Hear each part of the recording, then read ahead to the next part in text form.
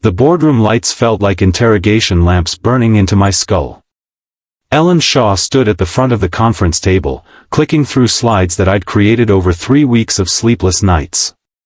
Every chart, every data point, every carefully crafted insight, all mine. And there she was, presenting them to our CEO and the entire executive board like she'd birthed them from her own brilliant mind. I sat 3 chairs away, forcing my face to stay neutral while my insides twisted into knots. She moved through the presentation with confidence, explaining concepts she barely understood. Her voice was steady, practiced, like she'd rehearsed this performance in front of a mirror. As you can see from this growth projection, she said, gesturing at a chart I'd spent 2 days perfecting, we're looking at a 42% increase in market penetration over the next 18 months. The executives nodded, impressed. Our CEO, Marcus Brennan, leaned forward in his chair, studying the numbers with interest. Ellen glowed under their attention, soaking up praise that should have been mine. Then I noticed something. In the bottom corner of slide 7, barely visible unless you knew to look for it, my watermark. CW, Deck 12. I'd embedded it in every file as a safety measure, a habit from years of working in corporate environments where ideas had a way of growing legs and walking away. She hadn't even bothered to remove it. Excellent work, Ellen, Marcus said, his voice carrying the weight of approval that could make or break careers. You've really outdone yourself with this analysis. The depth of research here is impressive. My hands clenched under the table. I felt my pen pressing into my palm hard enough to leave marks. Ellen smiled, accepting the compliment like it was her birthright. She didn't look at me. Not once.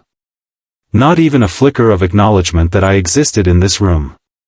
This could reshape our entire approach to the Atlas rebrand campaign, Marcus continued. He turned slightly, his gaze landing on me. Chris, you supported Ellen on this project, didn't you? The question hung in the air like a blade waiting to drop. Ellen's posture changed subtly. Her shoulders tensed. Her smile stayed fixed, but something flickered in her eyes. Panic, maybe. Or calculation. I met Marcus's eyes and forced myself to smile. Yes, I did. I'd be happy to walk you through any of the specifics if you have questions. Ellen's jaw tightened almost imperceptibly. The temperature in the room seemed to shift, though maybe that was just my imagination running hot with anger I couldn't show. Marcus nodded slowly, then turned back to Ellen. We'll discuss next steps after lunch. The meeting ended with polite applause. Ellen gathered her materials, accepting congratulations from executives as they filed out. I stayed in my seat, watching her bask in stolen glory. My mind was spinning, planning, calculating what came next. As soon as the last executive left, Ellen pulled me into the hallway. Her grip on my arm was tight, her fingernails digging in through my shirt sleeve. I told you I'd mention your contribution later, she hissed, her voice low and sharp. You didn't need to speak up like that. I looked down at her hand, then back at her face. You didn't contribute a single slide, Ellen. Not one chart. Not one word. Her lips pressed into a thin line. That's not how it works, Chris. Perception matters more than reality in this company. The sooner you accept that and stop caring about credit, the better off you'll be. Something inside me broke in that moment. Not loudly. Not dramatically. Just a quiet snap, like a wire pulled too tight finally giving way. We'll see about that, I said softly. She laughed, actually laughed, and walked away toward her office. She thought she'd won. She thought I was too weak, too nice, too invested in playing by the rules to fight back. She was wrong. I walked back to my cubicle in a daze. My coworkers were buzzing about Ellen's presentation, about how impressive she'd been in that boardroom. Nobody mentioned my name. Nobody asked if I'd been involved. I'd been erased completely, like I never existed. My name is Chris Wintrow. I'm 42 years old, and I've worked as a senior strategy analyst at Apex Marketing Group for 10 years. A decade of loyalty, of late nights and missed family dinners, of consistently delivering results that made other people look good. And this was my reward, being made invisible while someone else wore my accomplishments like a costume. I sat down at my desk and stared at my computer screen. The original presentation file was still open from this morning, when I'd done one final review before the meeting. The timestamp in the corner read April 6, 11:42 p.m. The night I'd finished it while my wife texted me photos of our daughter's piano recital that I'd missed. Again. That's when the decision crystallized in my mind. Clear and cold and absolute. Ellen Shaw had stolen my presentation.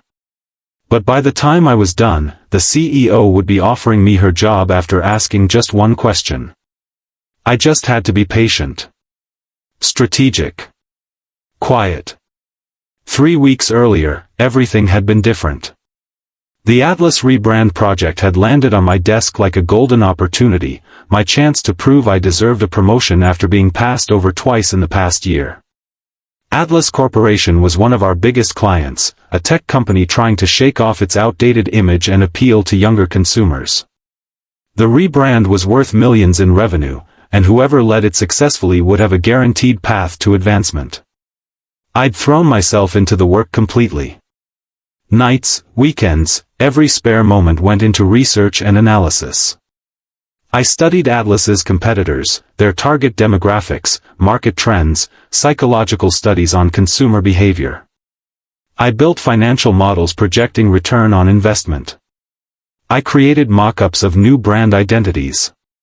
My wife, Amanda, had been understanding at first.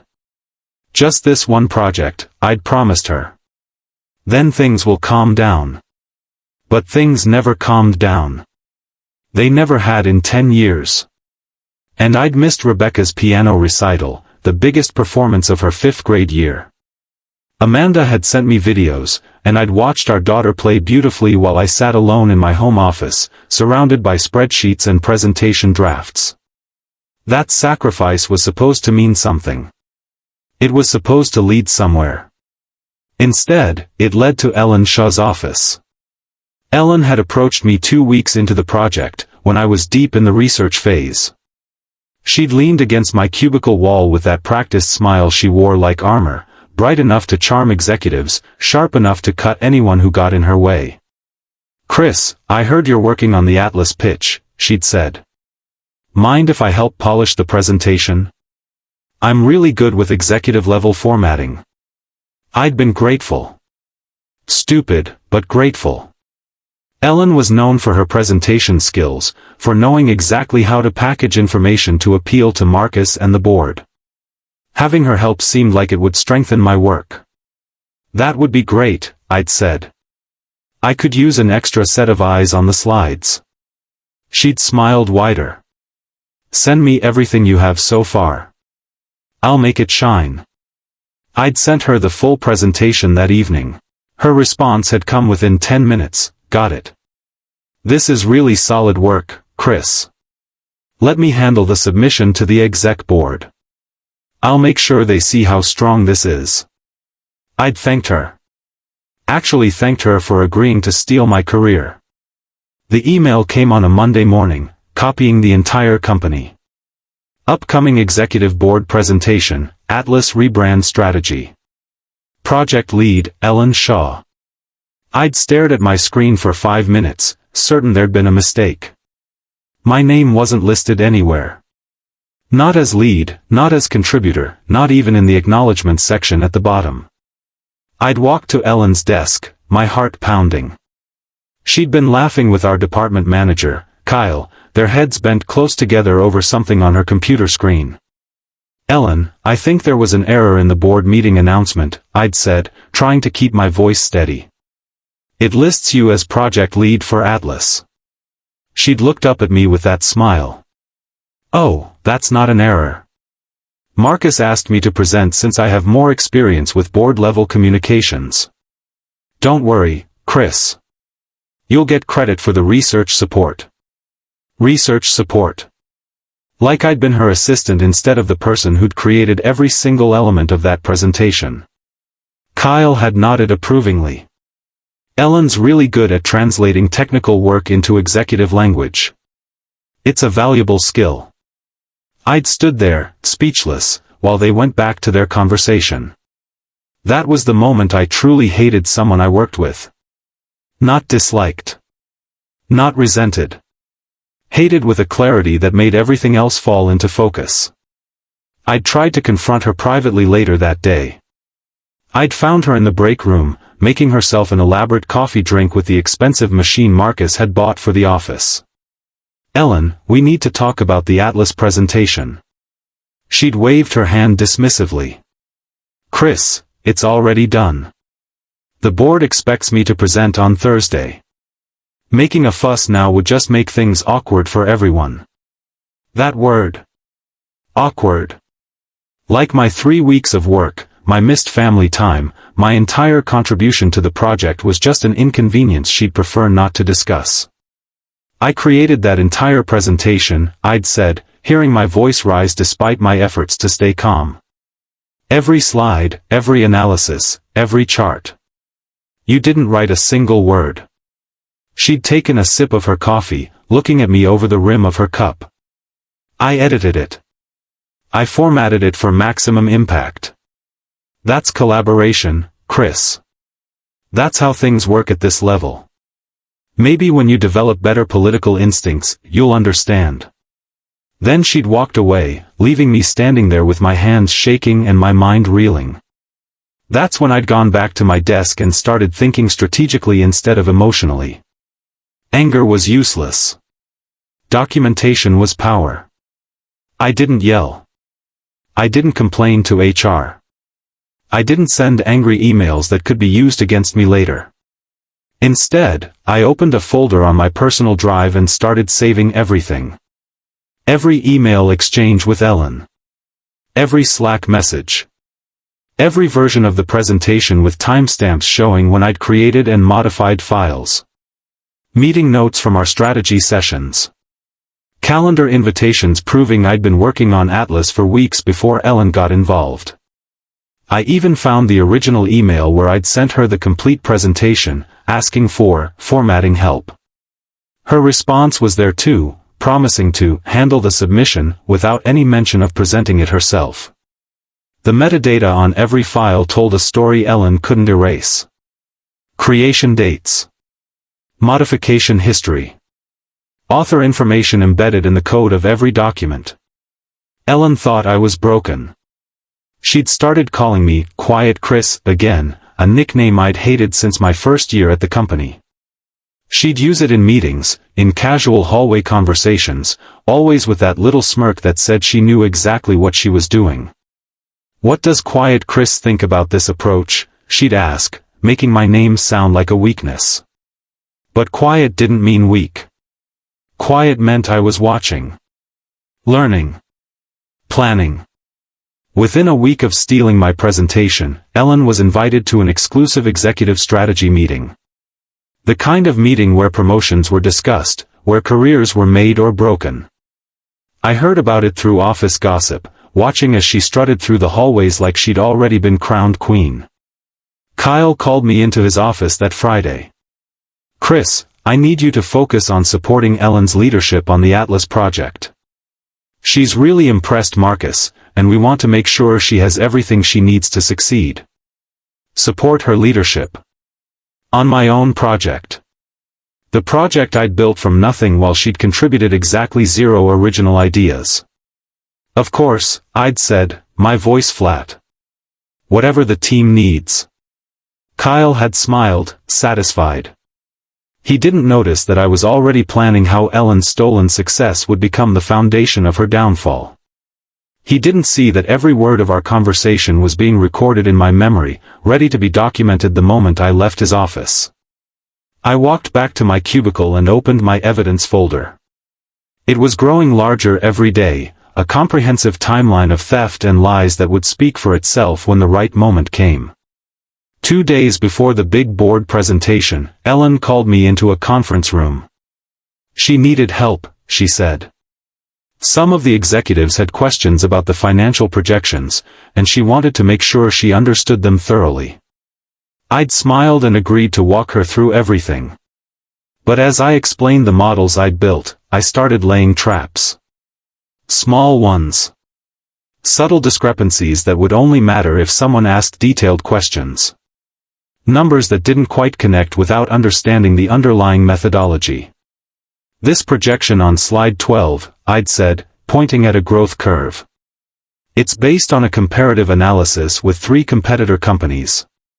You'll want to remember that the baseline data comes from their Q3 earnings reports, not annual figures. Ellen had nodded, taking notes. She was trying to memorize facts without understanding the logic behind them. Like someone learning to recite a poem in a language they didn't speak. And this ROI calculation on slide 8, I'd continued. It uses a modified compound annual growth rate formula. The dataset pulls from our previous 5 Atlas campaigns, adjusted for market inflation. More nodding. More notes. She was building a house of cards, and I was handing her the flimsiest cards I could find. When we finished, she'd thanked me. "You're really good at this technical stuff, Chris. It's just not my strength." I'd smiled. Happy to help. That night, I stayed late at the office. Long after everyone else had gone home, I sat at my desk and made one final addition to the presentation file Ellen would be using. I created a new appendix slide, hidden in the deck where it wouldn't appear during the main presentation. It was labeled Backup Data, Financial Model Details. Inside were the complete formulas and datasets I'd used to build the financial projections. And in the metadata of that slide, visible to anyone who knew where to look, were my initials and a timestamp, created by C. Wintro, April 6th. I saved the file, uploaded it to the shared server where Ellen would download it for her presentation, and went home. Amanda was already asleep. Rebecca's piano recital photo was still on my phone, a reminder of what I'd sacrificed for work that someone else was now claiming as their own. Not anymore, I thought. Never again. Thursday morning arrived with clear skies and electric tension. The board meeting was scheduled for 10 o'clock. I got to the office early, reviewed my documentation one more time, and prepared myself for what was coming. Ellen arrived at 9:30, wearing a designer suit and carrying herself like she'd already won. She didn't acknowledge me as she walked past my cubicle toward the boardroom. At 9:50, I followed. The conference room was filling with executives: Marcus, our CFO, the head of client services, 3 board members I recognized from company events. They were settling into their chairs, reviewing packets Ellen had prepared, making small talk about golf and vacation plans.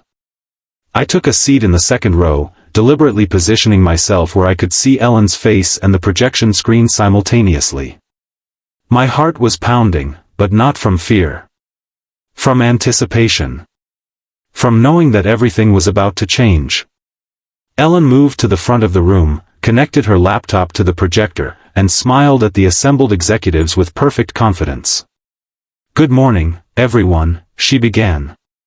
"Thank you for taking time to review the Atlas rebrand strategy. I'm excited to share what I've developed over the past several weeks." What she'd developed. The lie was so smooth, so confident, I almost admired the performance. For the first 30 minutes, Ellen moved through the presentation flawlessly. She'd memorized the key points I'd coached her on, delivered them with practiced confidence. Every chart appeared on screen exactly as I'd created it. Every insight I discovered through weeks of research came out of her mouth like original thought. The executives were nodding, taking notes, clearly impressed. Marcus leaned forward in his seat, engaged in a way I rarely saw him during presentations. Ellen was winning them over, stealing my work so smoothly that nobody suspected anything was wrong. I sat quietly, watching. Waiting. Then Ellen reached slide 8. The financial projections. The complex ROI model I'd built using modified growth rate formulas and compound dataset analysis.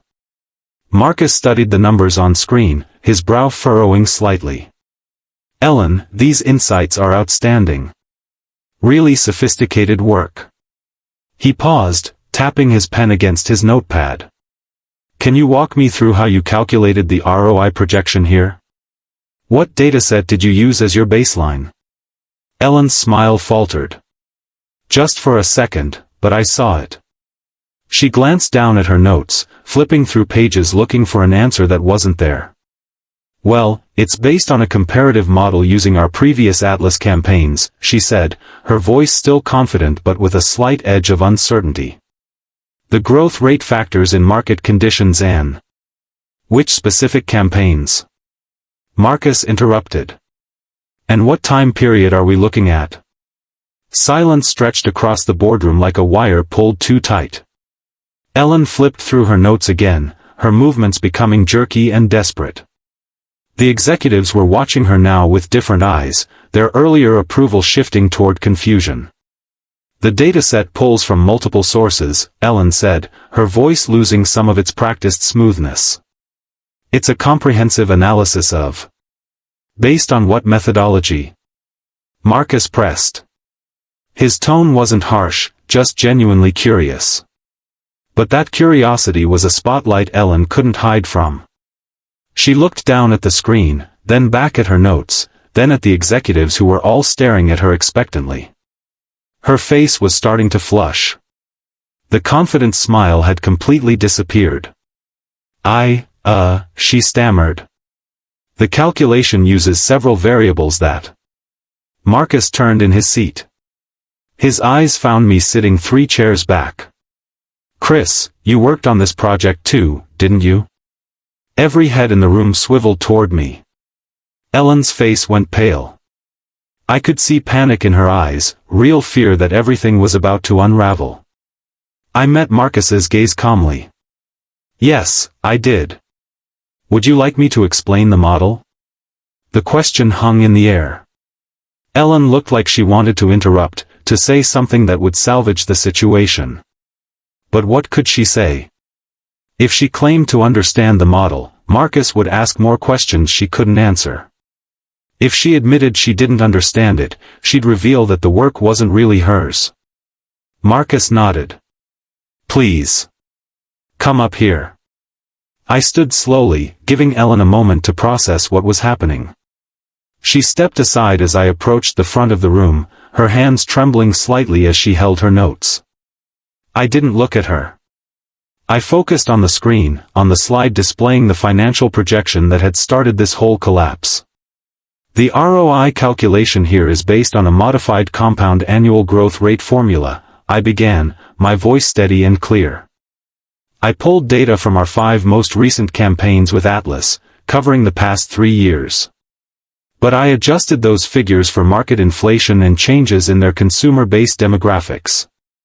I clicked to the next slide, showing the detailed breakdown I'd hidden in the appendix. The one with my watermark and timestamp in the metadata. "This backup slide shows the complete formula and dataset," I continued. "You can see here that I controlled for seasonal variation and normalized the data across comparable market conditions. The baseline comparison uses their Q3 earnings reports rather than annual figures because that gives us a more accurate picture of sustained growth versus seasonal spikes." Marcus leaned forward, studying the numbers with renewed interest. "This is excellent work. Very thorough." He glanced at the bottom of the slide, where my initials were visible in small text. "CW. That's you, Chris?" "Yes. Chris Wintrow. I created this model 3 weeks ago, working from historical data and market analysis." The room went completely silent. Marcus's eyes moved from the screen to Ellen, then back to me. His expression was unreadable, but I could see his mind working, putting pieces together. "Ellen," he said quietly. "Did you create these slides?" Ellen's mouth opened, closed, opened again. Her face had gone from pale to flushed, red spreading up her neck. I compiled the information from various sources. Chris provided research support, and I synthesized it into." "Did you build this financial model?" Marcus interrupted. His voice was still calm, but there was steel underneath now. The model was a collaborative effort, Ellen said, her words coming faster now, desperate. Chris handled some of the technical calculations, but I provided the strategic framework and I clicked to another appendix slide. This one showed the email timestamp from when I'd sent Ellen the complete presentation, asking only for formatting help. The date was clearly visible, 3 days before the board meeting announcement that had listed her as project lead. This was the original email where I sent Ellen the finished presentation, I said quietly. You can see the date. I'd already completed all the research, analysis, and slide creation. I asked her to review the formatting before submission. Marcus took off his reading glasses and rubbed his eyes. When he looked up again, his face had changed. The warm approval from earlier was gone, replaced by something colder. Let's take a 15-minute break, he announced. Everyone out except Ellen. I need a word. The executives filed out silently, avoiding eye contact with both Ellen and me. I gathered my materials and walked toward the door, feeling Ellen's eyes burning into my back. Just as I reached the hallway, she grabbed my arm. Her grip was desperate now, nothing like the confident squeeze from earlier. Why would you do that? She hissed, her voice breaking slightly. You're ruining both of our careers. You're making us both look terrible in front of Marcus. I looked down at her hand, then met her eyes. The panic I saw there was real. She'd finally realized that everything was falling apart, that the house of cards I'd helped her build was collapsing. No, Ellen, I said quietly. You ruined yourself the moment you decided to present my work as your own. I just let the truth speak for itself. I pulled my arm free and walked away. Behind me, I could hear Marcus's voice through the conference room door, low and sharp. I couldn't make out the words, but the tone was unmistakable. Someone was getting destroyed in there, and for once, it wasn't me. I went back to my cubicle and sat down, my hands shaking slightly from adrenaline. Around me, the office was buzzing with whispered conversations. People had seen Ellen's face as the executives left the boardroom. They'd seen Marcus's expression. News was spreading like wildfire. My phone rang 20 minutes later. HR. I walked to their office with my stomach tight, carrying a folder containing copies of all my documentation. The HR director, Patricia, gestured for me to sit. Chris, we need to understand exactly what happened in that meeting. Can you walk me through your involvement in the Atlas project? I laid out everything. The timeline of my work. The emails showing I'd created the presentation. The metadata proving authorship. The conversation where Ellen had said she'd handle the submission without mentioning she planned to present it as her own work. Patricia took notes, her expression growing more serious with each piece of evidence I shared. And you never agreed to let her present this as her work? I asked her to help with formatting, I said. I thought we were collaborating. I didn't know she'd planned to take full credit until I saw the board meeting announcement with her name as project lead. Patricia nodded slowly. Wait here, please. She left for 10 minutes. When she returned, her face was carefully neutral. We're conducting a full review of this situation. In the meantime, please document everything and send it to me. We take these matters very seriously. I left her office and walked past Ellen's desk. It was empty. Her computer was still on, her coffee mug still sitting next to her keyboard, but she was nowhere in the office. My phone rang that evening while I was sitting in my car in the parking garage, still processing everything that had happened. Marcus's name appeared on the screen. Chris, I wanted to call you personally, he said without preamble. I spent the afternoon reviewing every file related to the Atlas project. The submission logs, the email chains, the document metadata. Everything points to you as the primary author of that presentation. Yes, I said simply. The appendix slide you showed today, that was brilliant. You let the evidence speak for itself instead of making accusations. That shows wisdom and restraint. I didn't respond, just waited. I'd like to offer you a new position, Marcus continued. Director of Strategic Development. It comes with a significant raise and a seat in executive planning meetings. Effective immediately. The words hit me like a physical force. Director. The position Ellen had been angling for. The promotion I'd been passed over for twice in the past year. What about Ellen? I asked. Ellen Shaw is no longer with the company, Marcus said flatly. Her employment was terminated this afternoon. What she did was theft of intellectual property and fraud. We can't tolerate that at any level. I sat in my car, looking out at the city lights, processing what he'd just said. Ellen was gone. Her career in this industry was probably finished. One question from Marcus had unraveled everything.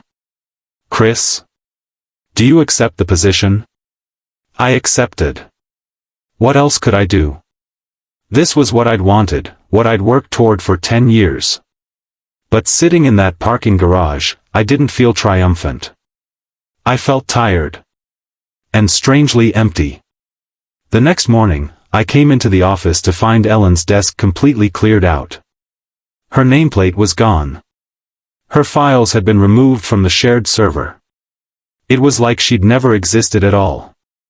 People whispered as I walked past. Some looked at me with respect, others with something that might have been fear. I'd shown everyone what happened when you crossed the wrong person, when you underestimated someone just because they were quiet. Kyle called me into his office mid-morning. The same Kyle who'd told me to support Ellen's leadership just days ago. Chris, congratulations on your promotion, he said, his voice careful. Well deserved. I nodded. Thank you. He shifted uncomfortably. I wanted to apologize for not recognizing your work on Atlas sooner. That was an oversight on my part. Oversight. That's what he called actively helping Ellen steal my project. I appreciate that, I said, keeping my voice neutral. I left his office knowing that he was scared. Scared that I'd remember how he'd dismissed my contribution, how he'd enabled Ellen's theft. He should be scared. I didn't forget things like that. A week later, I sat in the same boardroom where Ellen had stolen my presentation. But now I was sitting at the table itself, not in the second row. I was leading the meeting, presenting an updated version of the Atlas strategy to Marcus and the board. When Marcus introduced me as Director of Strategic Development, I felt a strange mix of satisfaction and sadness. This was supposed to be my moment of triumph. The quiet guy who'd finally gotten recognition. The wronged employee who'd proven his worth. But I kept thinking about the cost. The relationships damaged. The late nights that had stolen time from my family. The person I'd become in order to protect my work. Amanda had been proud when I told her about the promotion. Rebecca had made me a congratulations card with crayon drawings of people applauding. They were happy for me, and I was grateful for that. But I also knew something had changed in me. I'd learned that being good at your job wasn't enough. You had to protect what was yours, document everything, and be ready to defend yourself when people tried to take credit for your work. It was a cynical lesson, but it was true. 3 weeks after Ellen's termination, I received a voice. I made a mistake.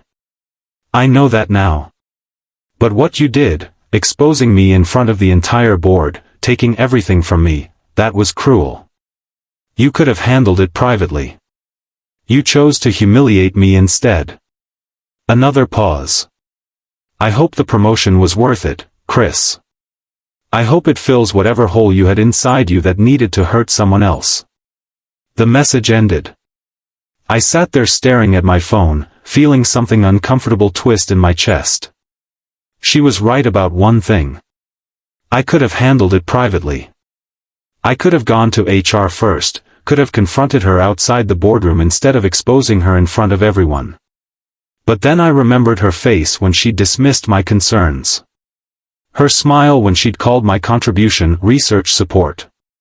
The casual cruelty of stealing 3 weeks of my life and expecting me to quietly accept it. I deleted the voicemail halfway through listening to it a second time. That evening, I went home early for the first time in months. Amanda was making dinner, and Rebecca was practicing piano in the living room. The same piano she'd played at the recital I'd missed. "Dad," she called when she heard me come in. "Listen to this new song I learned." I dropped my briefcase by the door and walked to the living room.